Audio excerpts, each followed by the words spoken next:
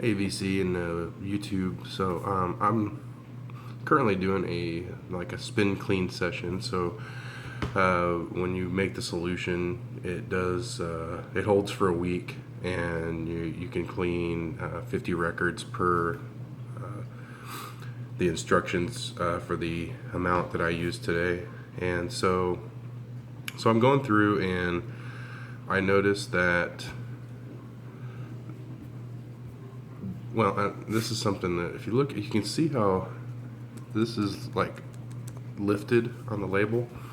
I noticed this when I bought this album a couple years ago. I mean, out of the package it came like that. It was puffy, and I was like pissed off because I bought this on Record Store Day, I think 2 or 3 years ago. And you open an album, and I just spent I don't know, $35 on it or whatever it was, and you pull it out of there and it's all puffy in the middle and bubbly.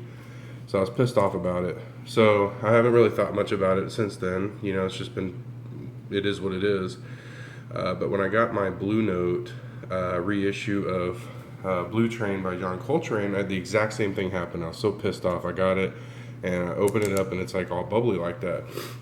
And the reason why I'm doing a video on this is because I think I figured out kind of how to fix that. So, oh my God, there's dust everywhere flying. I just cleaned the damn thing. So what happened on the Blue Train one is I noticed that on the edges the label was kind of lifted up, like it was actually detaching from the record itself. And I kind of got a little knife and pried it off of there, and what I found was that there was a perfectly good label underneath it, and I guess the factory must have put 2 on there, and the other one just didn't attach to the label that was actually stuck. So when I was cleaning this record, it kind of reminded me, oh yeah, this has got a puffy label too. So I basically am going to try to see if this label has the same thing that the Coltrane album did, which was, I'm hoping that there's a perfectly good label underneath this. If I screw this up, then I'm not going to put the video up. But if you have any labels like this that are puffy and this works, this would be 2 out of 2 albums that this has happened to me on. And do this at your own risk. I'm not stating that this will work for everybody, but this might work for you if this works for me. So I'm going to try to get in here and just kind of lift it. See, it's coming right up.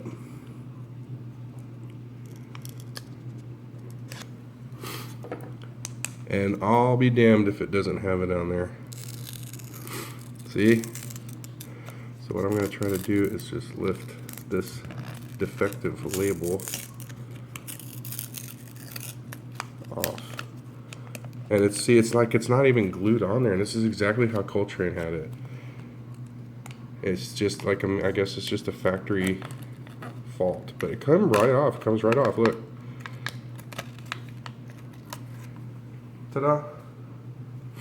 Nice. Okay, so my White Album Beatles is now fixed. Like I said, it comes and it's all puffy and wrinkly looking, and all you gotta do, and again, this is at your own risk, but if you can get any part of the label, and if it's detached from the actual, anywhere on this part, you might be able to take like a little knife or some sharp, small edge, and just kind of pry it up and see if you can get underneath it. You might be able to see if there is another label under there, and if there is, then just peel off the old one like this, and you've got a nice label. It's on there. This thing is perfectly on there. And again, that's 2 for 2. So if this helps anybody, I hope it does, because like I was literally pissed off when I bought this album and it was like that. And here we are 2 years, 3 years later, and it worked. So made my day, made my evening. So again, I hope this helps somebody. And if you have any questions on how I did it, just give me a holler.